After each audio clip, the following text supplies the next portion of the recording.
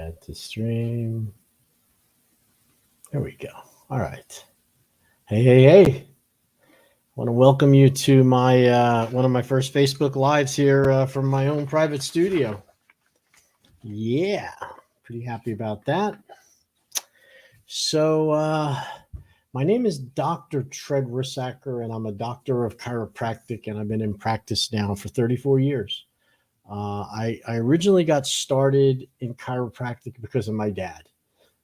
He had been in practice for 50 years before I even became a chiropractor. So he'd been doing it a long time. And, when I always, since a kid, when I was a kid, I'd always wanted to grow up. I wanted to be a chiropractor. I knew it from the beginning. It was never any other choice for me. So as I grew up in the chiropractic family, I ended up becoming a chiropractor, and I graduated from Cleveland Chiropractic College in 1988. And of course, I went up to work for my dad, and he was in New York, and I stayed there. He stayed there for 2 more years, kind of giving me an orientation and turning the reins over to me. And then finally, he retired to Sebastian, Florida, and I took over his practice. And it was, it was great. The only thing I really had to do was answer the phone. He'd been there for 50 years. He had such a huge base of people that it was just a matter of, like I said, answering the phone, showing up, and it was wonderful. I had a great time, learned a lot. And then I came back to South Florida right after 9/11. It seemed like living in New York, you were a target for airplanes and stuff. So my family, is in Stuart. So it was important for me to get back to where my family was. My brothers, my sisters, my mom and dad had separated when we were younger, although my dad did live in Sebastian. So in 2004, basically, I started practice again right here in Stuart. I started on Stuart, right at the Monterey and US1 Plaza there, where the Home Goods is, and the TJ Maxx. And there was a little hearing center, hearing RX store that we turned into my first chiropractic office. And I started with no people, and within about a year, I had built it up to over 100 to 150 a week in that little 2 rooms, sharing, it was no room at all. And I had the opportunity to move into a larger space there it's in the corner there in the breezeway. When you walk through, it used to be called the Golden Buffet. Excuse me. And they had half of the restaurant that they didn't use. And it was huge. It was like 4,000 square feet.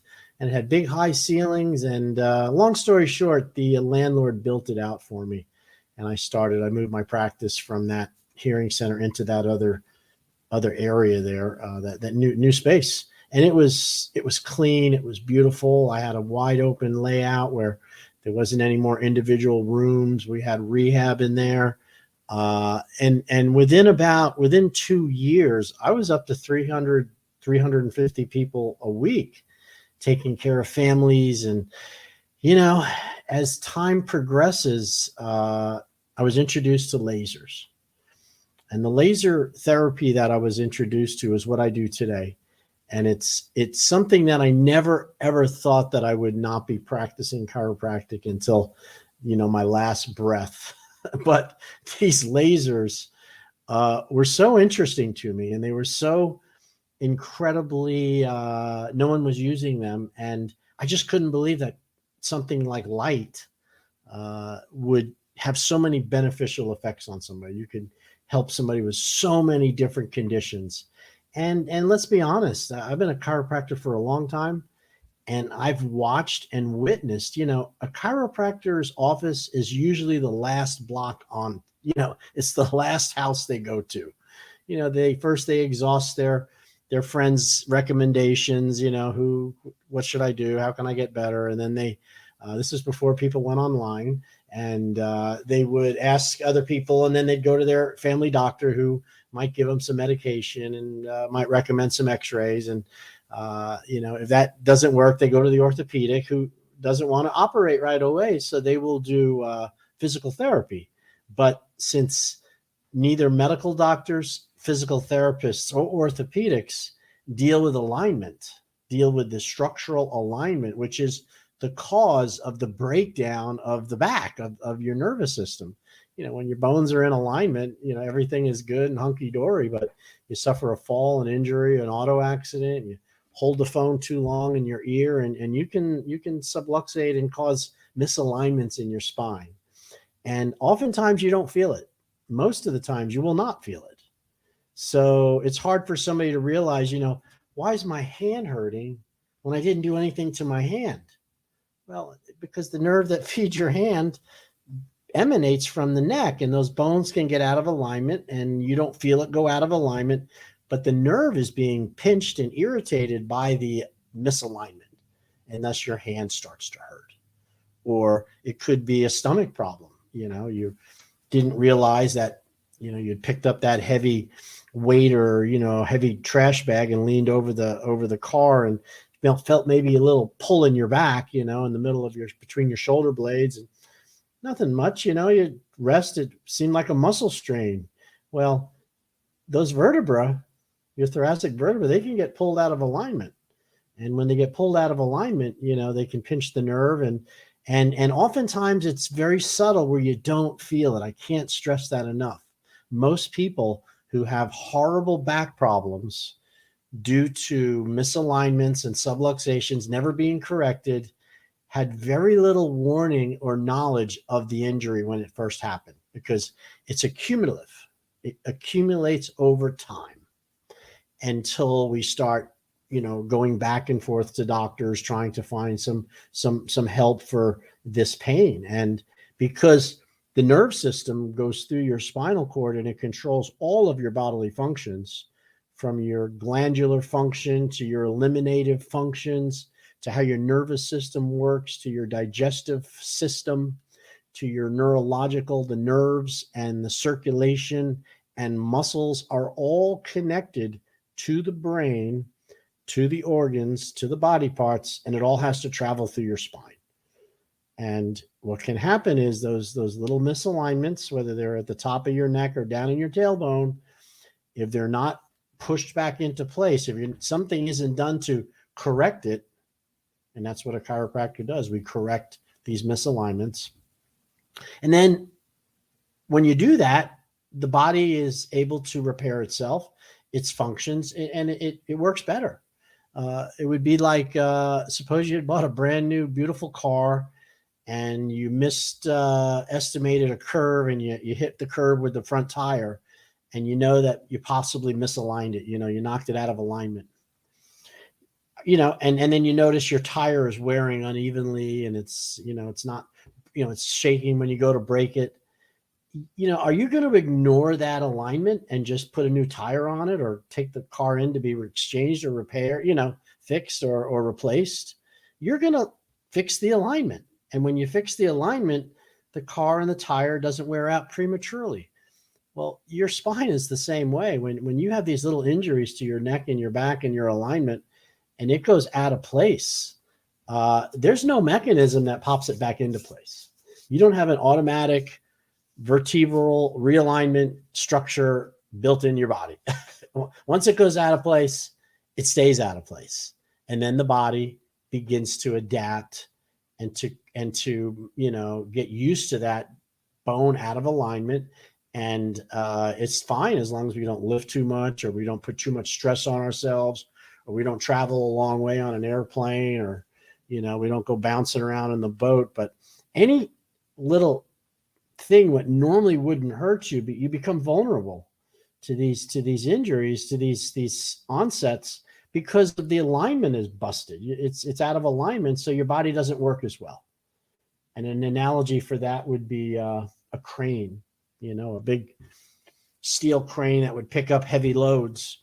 And if you think of a crane, you think of the boom, and it's holding it picks up the weight. And let's say it's rated for 20 tons, as long as all the cables and the boom is straight. But what if somebody came in and accidentally bent the boom? So instead of it being straight, it has a kink in it. Now, it wasn't enough to destroy the cables. The mechanism still worked. It could still pick things up, but it can't pick up 20 tons anymore. It could barely, you get 5 tons and the whole thing starts to creak, and it's designed to do 20 tons. Well, what's wrong? Is it the motor? It could be. Is it the cables? It might be. But the glaring obvious thing is the boom is bent. And now the levers and the moments of action, which is, physics, says that's a weak spot. And when we overstress the crane, that area is going to kink even more, and that's the problem. That is such a great analogy of people that have back problems and they don't really know it. Instead of fixing the problem and getting in and getting your alignment checked. By the way, I don't know when I'm out of alignment. I got to lay on my stomach. I have to have a chiropractor come. They feel my back for those, because I don't know it either. I'm no different. Just because I'm a chiropractor, I don't have this knowledge of when I'm out of alignment. I know better than some. However, I still need to be checked. And they check my range of motion. My neck goes up and down. They check my muscles really quick, your leg muscles, your feet. And then you lay on your stomach and they feel the bones of your back. And if one of them's tender and it's affecting, that could be a misalignment or a subluxation. And they also, they check my leg length, because when you have a tightness of your back, we're always in this balance. One side becomes tighter than the other. And when you lay in your stomach, it shows as a short leg. And that could be from a pelvic twist of your pelvis. It could be from a twist because you hit your head and you knocked your skull a little bit out of alignment. All these bones can move around. And when they get knocked out, they got to be put back into place. It's pretty simple. So that's my deal about chiropractic. Now, if you're interested in getting in and seeing a chiropractor, I have no shortage of family members that are chiropractors. My brother, Dr. Todd Rissacker, and Dr. Caroline Rissacker are practicing in Jensen Beach, right there at the intersection of Jensen Beach Boulevard and US 1, across from the Treasure Coast Square Mall, kind of right across from, what is that seafood restaurant, Red Lobster. But they're in the plaza, and it's where the the Hobby Lobby and the Buffalo Wings, and then that Makita Buffet. Now, the Makita Buffet is where everybody's getting ready to come into my laser spa for body sculpting, because there's no shortage of food in there. And but they're in that plaza, and you can go in, and usually consultations, if you call up, are no charge to see if they can help you. And of course, there's fees involved with exams and x-rays and things like that. But as far as going in and finding out, we have a pretty open policy that there's really no charge to find out if we can help. And all fees will be explained ahead of time. And I'm actually going to be moving. I'm going to be there on Thursdays, Dr. Tread. I'm going to be there on Thursdays only. And I'm going to be seeing patients that have more complicated conditions. One of my specialties is being able to bring in different approaches to complicated problems, and and then doing it with almost kind of like you might do a rehab or something. You need 30 days, or you need 6 weeks, or you might need 8 weeks or 12 weeks, which would be 3 months. If somebody has a really serious health crisis, let's say you're 60 years old or 50 or 65 or 70, and you've had a history of back pain, and your back has what they call lots of spinal arthritis, spondylosis. Maybe you've had some disc herniations, some repairs, some bone grafts, to try to stabilize your spine. And yet, the nerves that leave the spine are now been damaged, and you're starting to show signs of neuropathy, which can come from spinal problems uncorrected, or even ones that are corrected. But as you get older, the spine degenerates. The weight of the spine starts to degenerate. And then at the same time, we fall off of our ability to exercise. Sometimes we're been put on medications, and we've been basically poisoned with pharmaceutical drugs so much, because trying to alleviate the symptoms and trying to reduce the swelling and to try to, have something to knock out the pain, you end up with something to sleep, something to wake up. And then over time, we start to gain weight. Our muscles get weak, our stomachs get sloppy, and the abdominal area loosens up and basically allows that stomach to come forward, and that's pulling on the spine. And now we have, because body fat over 25% is inflammatory, it's a serious health condition. It turns into something called metabolic syndrome. And metabolic syndrome occurs today, it's like 50% of adults are going to have metabolic syndrome. I have metabolic syndrome. And what it is it's basically when your metabolism has been hurt and it doesn't function as well, and you end up with weight gain. So a belly of over 40 inches, if you're a man, and 35 inches is considered, one part of metabolic syndrome. And that would be a big belly. And we're not measuring by your waist, guys. We're measuring where the belly button is. Same with a woman. And then the other one is that you have hyperglycemia. In other words, your blood sugar is too high. And you might not even know it. I had hyperglycemia for several years, had no idea that I had hyperglycemia. I assumed that the sweating and the thirst was more due to living in South Florida. I'm very active. And then one day I had some vision issues, and I was miserable, and I decided I would check my blood sugar. And I went to CVS and bought a little blood sugar glucose monitor, and I couldn't believe my blood sugar was over 300. And that was my journey. That was the beginning of my journey into, understanding diabetes and metabolic syndrome. And, I'm very sensitive to that because I suffered with it, and I still do. So metabolic syndrome is when you have a big belly and your high blood sugar, and also your cholesterol is elevated. You have a lot of triglycerides or fatty acids in your bloodstream. So you're going to have triglycerides are elevated. And it is also has to do with having being put on a blood pressure medication. And of course, eventually insulin resistance. Now, when you combine that with a guy or female who has been suffering with back alignment issues most of their lives, even if they went to chiropractors, and, that spine is degenerating. Those discs are getting thinner as you get older. You're starting to form arthritis and bone spurs. And gosh darn it, it's a complicated case.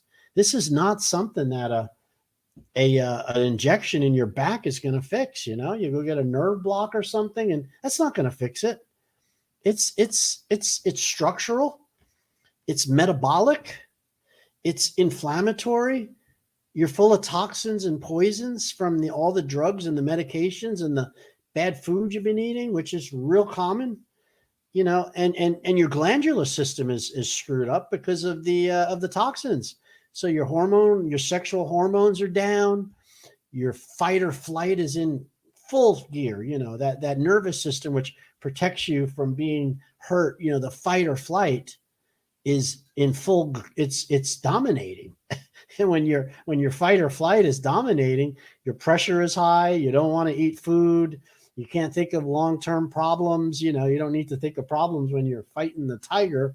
Your blood gets thick, and so you end up with thick blood. You have extra blood sugar because the sugar needs to make the muscles work.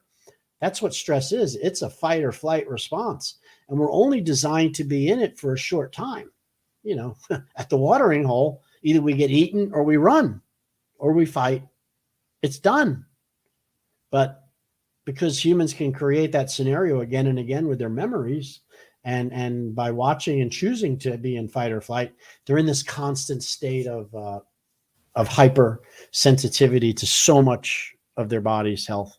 And now they're 60 years old, 65. They've worked their lives away, and they come to Florida to retire. And you know what? Their day involves going to the doctor. Well, maybe it's a little pickleball, or maybe it's golfing, but, alcohol starts to become more prevalent. I remember when they were working, they weren't drinking, but now that they're retired, out come the bedroom slippers, and we can get on with, having a couple of extra drinks. Now you're not as active. And all of these health things that have accumulated really make us not feel well. And you know, we really are sick. And truthfully, you are sick. So what I'm able to do as a chiropractor and a guy with a laser that gets rid of body fat and someone with a degree in, you know, nutrition based on the fact that I'm a chiropractor and I understand functional medicine, I can look at all of your meds that you come in, and some people have several pages and make recommendations to see doctors to maybe, you know, let's look at those meds. You know, a lot of it is due to the metabolic syndrome, the high blood sugar, the high blood glucose, the body fat being high, the cholesterol being high, the heart pressure being raised. Those are drugs you're put on because of metabolic syndrome. You know, lose some weight, strengthen, get some muscle tone back, do a little gentle cleansing, you know, with foods, basically fruits and vegetables and some supplements, and then handle the outer fat with laser and red light, which are super beneficial. You can change that whole metabolic profile, you know, and depending on how long you've had it, depends on how long it takes. You know, I'm saying 3 months for most. I did it in 3 months. And once I finished it, guess what? I had to be vigilant and do it again. In other words, you're not over. It's health is something that either you're moving towards health or you're moving away from health. There's no medium point. You don't stop halfway and oh, I'm good. I don't have to do anything else. No. It's always getting worse or it's getting better. And those are based on the decisions you make every single day. I watched a show with Travis Stork, the medical doctor who's on the show, Doctors. And he had a great statement. He said, you know, when you get up, you have to make a decision to be healthy, you know, 300 times a day. I was like, what? I didn't understand. He says, well, think about it. Are you going to, you know, when you get up in the morning, you know, are you going to shave? You know, are you going to brush your teeth? That's a decision you make. Are you going to shower? Or maybe you showered at night, but are you showering daily? Have you, you know, did you eat the right type of food? Did you make a good choice as far as food goes? Did you drink some water or did you just drink coffee? That's another decision you'd have to make for your health. You know, did you floss? Do you floss daily? Or maybe you floss only when you go to the dentist, right? You know, are you aware of your skincare? You know, are you full of blackheads and pimples and sebaceous cysts that you just ignore? Or do you go to somewhere to have them cleaned and take care of your skin? You know, are you managing how much food you eat every single at your intervals, you know, at breakfast, lunch, and dinner, or whatever that is? Are you managing the amount of calories? Do you even know how many calories you can burn? Your caloric max amount, which is what I teach at the spa, you know, and you haven't even left the house yet. Did you take your vitamins? Supplements are really important nowadays. It isn't like it used to be where food contained all these nutrients. Food's like cardboard. It's colored and they put sugar and fat on it, and there's very little nutrition in the food we eat. Even when we buy organic, by the way. Organic doesn't mean that it was grown again and again in the same ground. I don't really know how they define organic. It's better than not. So you don't get the same supplements. What else are we not doing? You know, are we keeping our toes and our toenails cut? You can avoid cutting toenails, have an ingrown, you know, nail and lose your toe over it. Are you exercising? And I don't mean exercise like going to the gym. That would one way, but are you moving? Are you getting up and moving enough every day in every way, every joint, every day in every way? You know, are you putting on your seatbelt when you get to your car? Let me ask you, did you buy a safe car? You're driving some little, you know, car that's you're trying to save money, and because the gas is so cheap, and there's guys driving around in big Ford F-150s and F-250s and Teslas, those cars will win in an accident. I promise you. A Tesla weighs double what a normal car weighs. And when two cars smack each other and one weighs double the other one, the one that weighs the most is going to push the one that's little right out of the way. And that's the truth. I shudder when I see people in these small cars scooting through through the roads and around the corners and, on 95, not using their blinkers. It's incredible. In other words, we're not even to work yet. Are you going to work in an environment where you're being poisoned, where there's gas and there's smoke and there's fumes? And are you going to work with paints and thinners? This is how we get poisoned from toxins. And so again, you have to make the decision if you want to live long and be healthy. Now, there's something that was brought up to me at a podcast I listened to. His name is Dr. Peter Attia. He's an MD, Attai. I get a lot of information from him. Same with Andrew Huberman, who is the Huberman's podcast, Lab Podcast, and Peter Attia, MD. And, Peter had talked about something called health span. Now, obviously, I know what lifespan is, and most of you do, is how long you're going to live. It's going to be 60, 70, 80. What's your lifespan? Well, he says, and this is true, you want your health span to be equal to your lifespan. You don't want a long lifespan with a short health span. You think about that for a second. That is really, really important, because if your health craps out by the time you're 50 and you're going to live to be 90, my God, that's 40 years of suffering and going to doctors and taking meds and not doing the things you want to do, and, and assuming that this is just the way my life should be. And that is what I see happening a lot, more than I think we ever have in our whole existence as a humanity. People's lifespans were done when they were 60, 62. Remember that song, Will You Still Love Me? Will You Still Talk to Me when I'm 60? What is it, 64? That's when people were considered done. Now we're living into our 70s and 80s and playing pickle. We're much more active. But I would tell you that our health span has suffered because we're on medications to keep it that way. Taking blood pressure meds and not getting to the cause of why you have high blood pressure is a fool's errand. You have to do it. Don't get me wrong, but you need to find out why.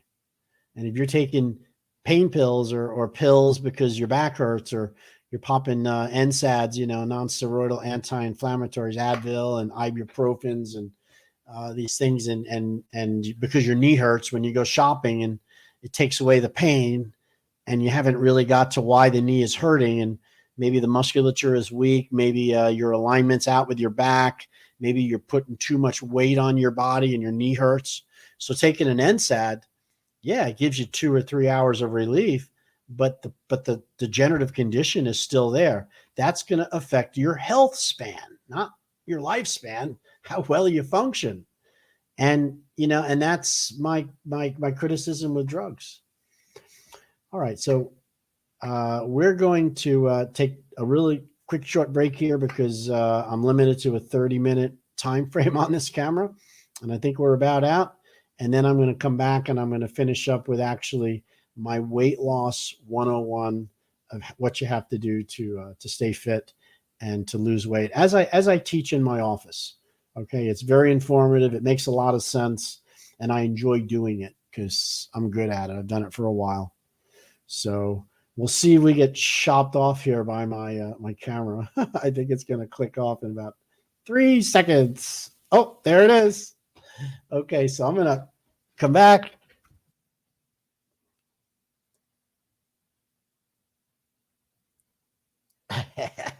Hey, and we're back.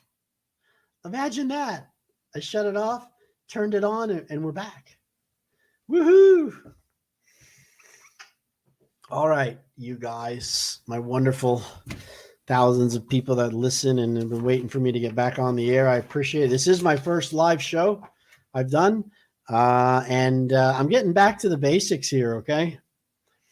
So let's talk about weight loss and about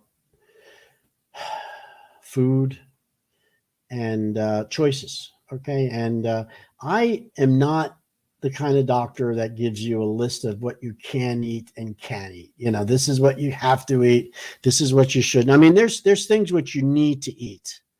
And, and the first one is you need protein. I mean, do not ever discredit the importance of protein. Your body is a muscular machine. Your muscles move your body. They power your body. They allow you to work. They allow you to play. It's what gets you up out of bed. All of the little muscles in your body are what move the fluids through the body. Your heart is a pump. There's the organs of your digestive tract. There's a huge muscular tube which moves things through your body and peristaltic actions. These are muscular contractions. A muscle is made of amino acids, and amino acids are what protein is. So I think there's 24 amino acids. There's like 3 or 4. We have to eat amino acids. We don't get them from the vegetables.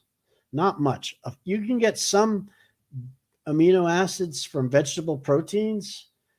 However, if you're a vegan and you want to eat enough protein to build muscle back, compared to someone who's eating meat, you'd have to eat 4 bowls of beans, 4 bowls of beans to make up what you can get from like less than half a pound of beef. All right. And the protein that comes from the plants, it's not complete amino acids. It doesn't have all the 24 amino acids you need. So it's missing some. So you have to supplement that. And now the other thing about protein is your body is a protein manufacturing machine. And as a result of the COVID and the mRNA vaccination that they're freaking jab, I don't know what to call it. Very upset over that, but that's a whole nother topic. We started to learn that our bodies make proteins, and the idea behind that COVID injection is they've taken the DNA, the RNA, messenger RNA, which is the blueprint for things. It can be a blueprint for proteins. And they have determined what the protein is for what they call a spike protein. And then that blueprint is injected into your body. And it's those little RNAs are wrapped in little fatty packets. It's a nano lipo technology. So they're taking that little protein, that mRNA, and they're wrapping it in a little piece of fat ball, small piece of fat, and that allows it to travel into the cell very easily.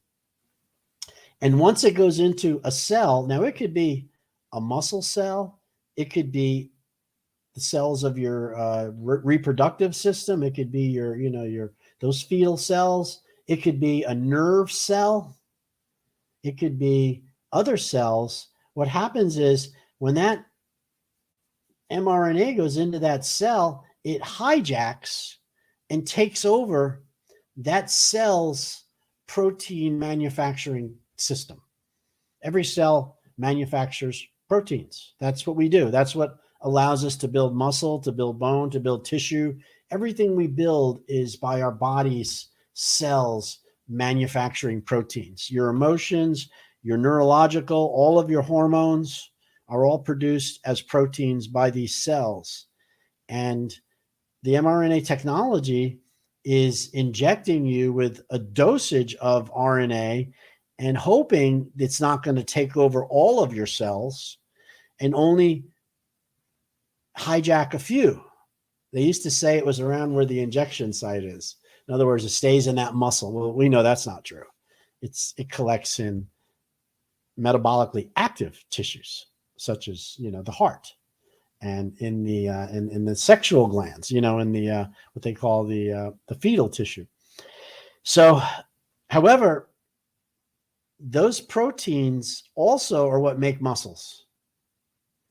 And in order to build muscle, when you exercise and use muscles energy, you tear muscle, you break it down.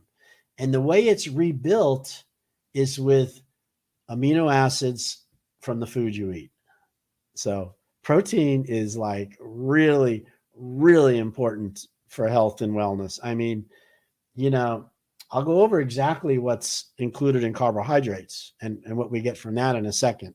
But the protein is quite amazing. Now, everything I'm telling you here, I'm not reading from a book. This is just my own knowledge and memory. I might not be perfect. Don't beat me up over it, but I can tell you protein is your friend with weight loss. If there's one thing that we have made in the spa to make a change of people is to get them to start eating more protein.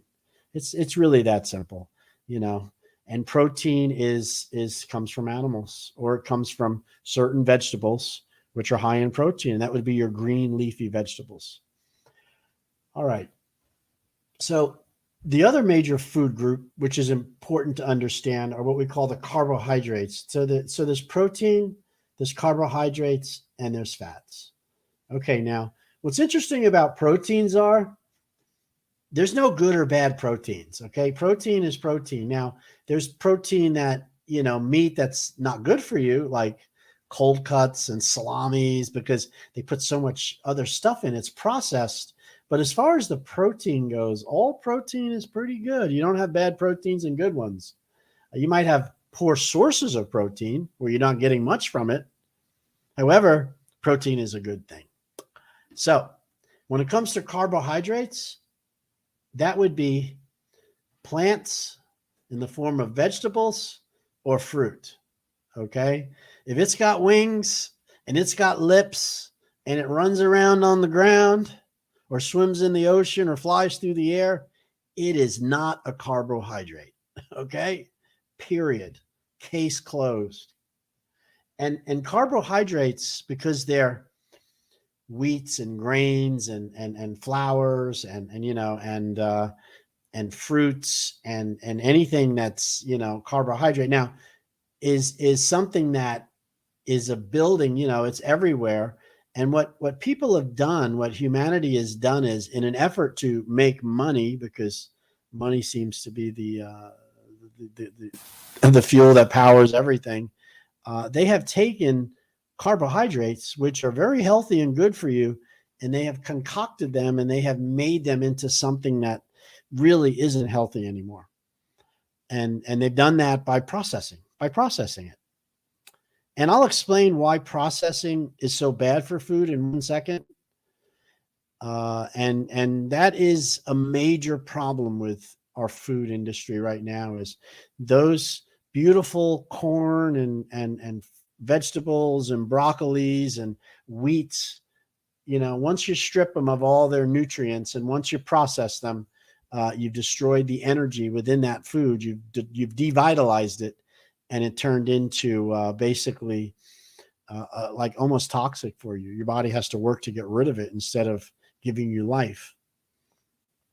So carbohydrates, there's good ones and there's bad ones. And a good carb is one that is natural and it occurs as close to the root as possible. In other words, it's fresh. And then a bad carb would be any carbohydrate which has been removed from the root for a long time. It's no longer part of, it isn't natural. It's been bleached. It's been pulverized. It's been baked. It's been, it's been mixed with other chemicals and stuff. These become what we call bad carbs. All right. And I'll explain a little bit why this is it's very interesting, by the way. I mean, really interesting. And when you understand this, you'll really realize what food choices you should eat and shouldn't eat. It's really obvious if you understand why we're eating food. Okay. And we got to talk about fats. Fats are really important. There's certain structures in your body which are made of fat. And it doesn't mean the fatty cells that are holding fat. That's part of it. But Your cell membranes, we're made up of individual tissue cells. There's heart cells and blood cells and muscle cells and all these different cells in our body. And a cell membrane, the surrounding of a cell, which holds all the contents within it, is a phospholipid membrane. It is a fatty membrane. But you need to eat fat to have good cellular health, because that's what makes the cells. It's also a lubrication for your body. It lubricates the joints. If you're not getting enough fats and you're not lubricating, and you'll have much more of a chance of having arthritis and other problems because you're not getting enough of the oils. Oils are also a very good source of energy. They can be absorbed directly into the tissue without having to go through the glucose insulin route. All right. Carbohydrates, because they're starches, are sugars, and they have to be converted to glucose by the body. And then that brings them into the cell with insulin. So there's a whole process to do that. And fats, however, and proteins do not require insulin to go into the cell. They can be absorbed directly into the cell, and then your cell can get the energy from that substance without having to rely on the glucose pathway. So that's called gluconeogenesis. So, you got diabetes, your body isn't handling sugar anymore. Your body's become resistant to the insulin, so you have high blood sugar. Carbohydrates make blood sugar, and that would be simple and bad carbs. So proteins and fats don't raise your blood sugar because they're not broken into sugar. So you want to eat a diet that's friendly and restricts insulin, a diabetic friendly diet, cut out those carbohydrates. That's the way it goes. If you're eating something which always raises your blood sugar and that's your main intake, that's not good. So having a diet that's high in protein and good fats and very low in carbohydrate, as long as you're not overeating the amount, which is, you got to come to a doctor to figure that out. You're not really good. You shouldn't have. Why would you have insulin problems? Why would you have diabetes? Because you're not raising your blood sugar the same. And that's just kind of like a rule of thumb. You don't have to know nutrition, but there's some rules of thumb that I'm gonna summarize here near the end of this. Okay. And so that's why we eat fats. Fats aren't making you fat, everybody, nor is protein, unless you're overeating your daily amount. And that we got to talk about. All right. So, you're listening to Dr. Tread Rissacker. I'm the doctor at the Slim Body Laser Spa, and I specialize in complicated cases, people that have, weight gain, disc problems, neuropathy, difficulty exercising, metabolic syndrome, 80, not 80%, 50% of you is out there. I have a ability to do chiropractic. I have ability to get rid of that body fat using the lasers. And I also have a whole program of nutrition and detoxification. And it's a plan. It's a program which has a beginning and an end. And it's something that I apply, and it's done kind of like an outpatient, and I'd love to be able to take you into a beautiful resort somewhere in Costa Rica and keep you for 3 months and offer all those services. Everybody gets better there, but we have to live in our world. So part of what I do is I can direct you to these different professionals, all who will handle each part of this problem. The blood sugar, the diabetes, the nutrition, the body fat reduction, which is, we're doing the chiropractic, and also the decompression tables. They work really well. Excuse me. So let's get back to this thing about diet. All right. Now, this is a really important thing to understand if you want to have a longer health span along with a long lifespan. You want to match. Okay. We eat food to give us energy. Okay. Food is our energy. Just like the gasoline that you put in your car powers your car from to Fort Pierce or to Louisiana, right? It doesn't care. It's fuel. It's fossil fuel, actually.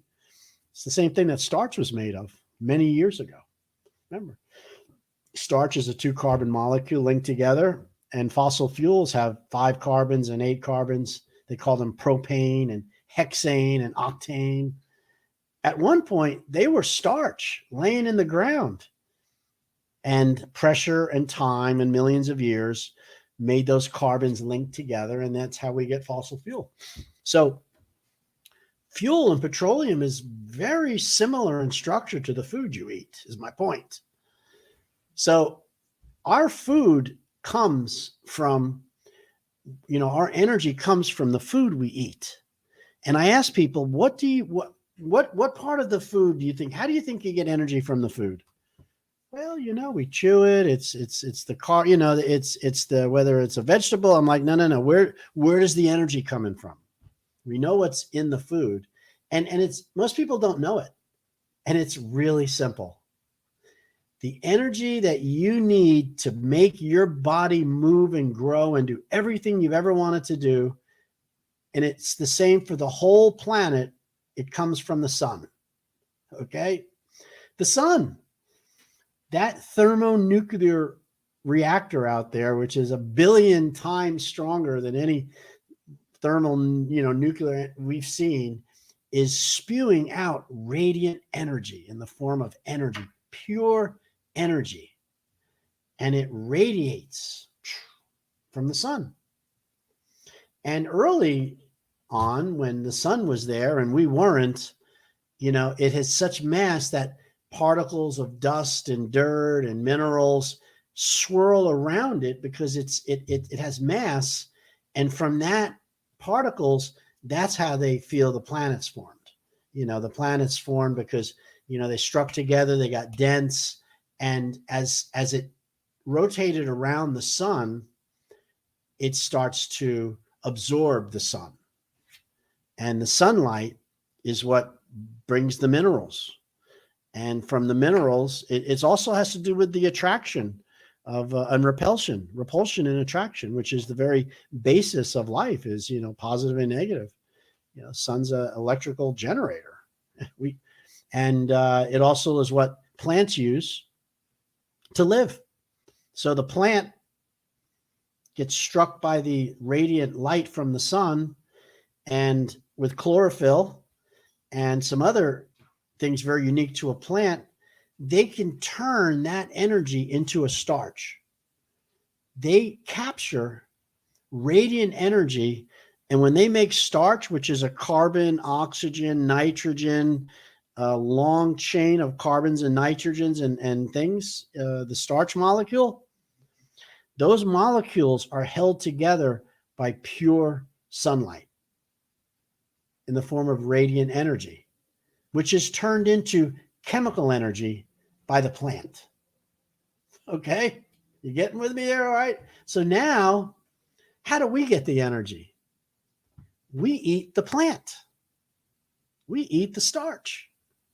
So when you have a plant that has starch, it's a live food, it's naturally grown, it has a lot of energy because it's fresh. It has the energy still there. But what happens if that plant, you come back a week later, it's been pulled out of the roots, it's dead, it's decaying. Is there still energy there? A little bit, but not as much as when it was healthy, because the starches held that energy.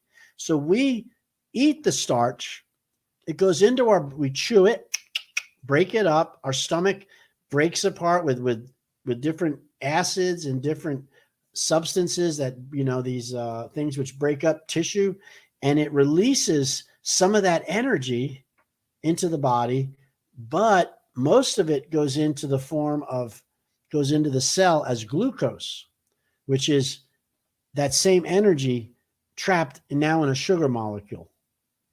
So starch to sugar, holding that energy. And when we take that glucose into our bloodstream and it goes into the cell, it releases ATP.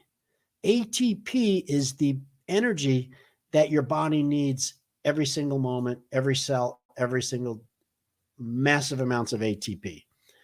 Without ATP, life ceases to happen. And ATP is the end product of sunlight coming into a plant, radiant, turning into chemical in a starch. We eat the starch and we get the energy from it. So who doesn't want more energy? I want more energy. I love energy. I think it's great. However, am I eating it? I can't get it. The sunlight does give you energy, by the way. It's a whole nother topic, because our bodies do respond to sunlight in many, many ways that we're just starting to understand. It's part of our circadian rhythm. It helps with sleep.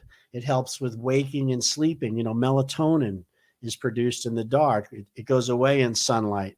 Red light and yellow light in the morning is very beneficial for us when it hits our body and our eyes. It helps to calm down the nervous system. It helps repair tissue. It is so much stuff they're just starting to understand.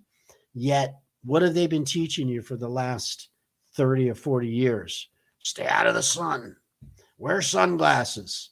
Cover up. You don't want to die of skin cancer. Now, I agree. I do not want to die of skin cancer. But you see, I'm a little more tuned up, because I look and say, well, if you take 100 people and you shine a light on them and keep them in the sun all the time, only 2 or 3 are going to get cancer. Why didn't the other ones get it? What's happening? Well, is it that they got overdosed?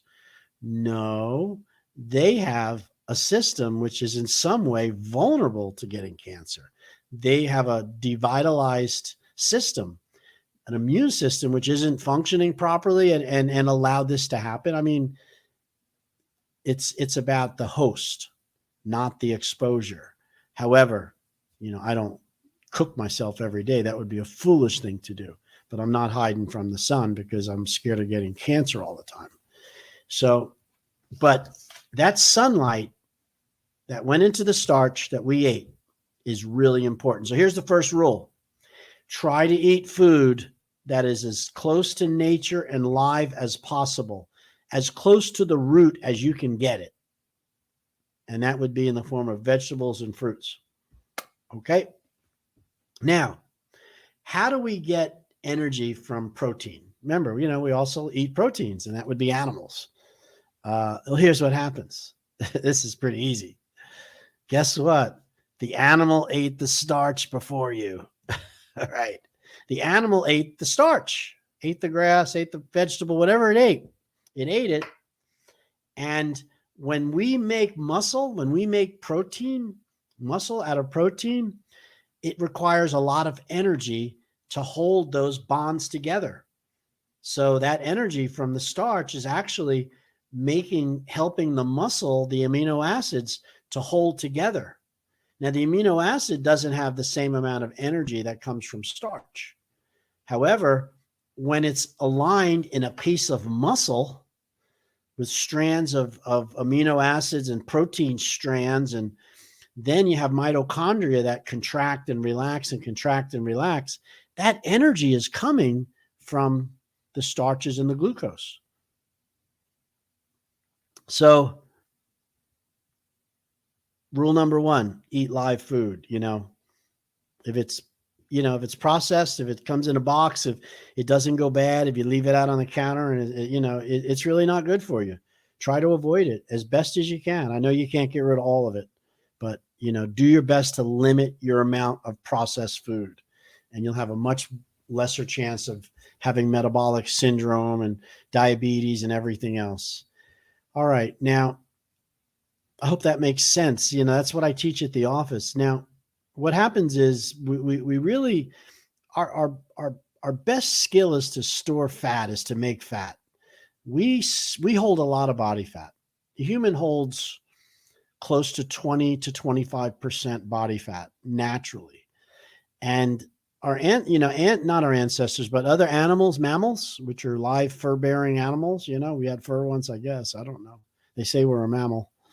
Most of them only have body fat of between 3 and 5%. You know, an ape, a chimpanzee, a monkey, unless they're domesticated, they're very lean. And they have traded muscle, they've traded fat for muscle. So they have to always be following the food. They got to be looking for it. You know, it's 24/7 because they don't have that much fat. They can't hide. However, they're very strong and they have to defeat that way. Now, the human who has to live with monkeys is very weak and can't fight monkeys, really, or any creature like that. We can't. We just don't have the strength because we have too much body fat. And so you say to yourself, well, that doesn't sound like a good idea. Well, here's a fact. It's something that your body, you know, we're here. So you find your perfect place. Your tribe found the trees and there's fruit and you've got a place to sleep and the monkeys show up. I mean, and these monkeys will, you know, they're going to kill you if you stop them. And you're like, I got to hide. I can't fight these. So you're smart enough to hide. Most animals understand that, but a human understands it and knows why he's hiding. They have an instinct to hide, but we know why, right? Because we can't survive. We can't fight them. And I have enough body fat to stay hidden for a long time. In other words, my body fat stores will allow me to stay hidden depending on how much fat I bring in with me. And average human right now, 3 minutes without oxygen, we die. 3 to 5 days without water, we die. And you can go 3 months, most of us, without any food at all before we are near death. Okay. And some who have prepared for that can go a lot longer than 3 months without eating any food at all. So, and this is why we have body fat. We carry our fat with us. We don't have to bring our food with us if we have to run. So it's been a really strong evolutionary edge. And for that reason, we have a tendency of making fat much easier than we do getting rid of fat. Because it's easy to put it on. You can make fat. You can make 3 pounds of fat a day, okay? At least 1 to 2 pounds of fat a day without a problem. It can take you 1 to 2 months to burn a fat or 2 pounds of fat, and that you made it in a day. So this is why we're so overweight. Now, the other reason why we're completely morbidly obese is that we're never stopping eating. We're not taking the winter off. Your ancestors took the winter off. It was cold. There wasn't a lot of food. In other words, they starved. And when they got out of the wherever they were at hiding, they had to eat food again. And then they put weight on in the summer. Then they lose it in the winter. That's a healthy, normal cycle for human. What's not normal is keeping the same fat winter after winter after winter. And that's what's causing all the breakdowns that we see in people's health. All right. So I'm about done with my little talk here. I hope you enjoyed it. It is my first time in my own studio and I'm enjoying it. So my name is Dr. Rissacker. I can be reached at the Slim Body Laser Spa here in Stuart, Florida. It's 772-223-5885. I have a very unusual name, Dr. Tred, T-R-E-D. If you say that into your phone or you do it on your computer, you're going to be put right to my office because there's only one Dr. Tred out there. And I'd love to help you. I always offer free consultations. Give me a call. I love to, I'm out to help people. So don't ever think that we won't. Anyway, it's nice. Thank you so much for tuning in. And I will see you very, very soon. I'm going to get a schedule here real soon and I'll talk about it.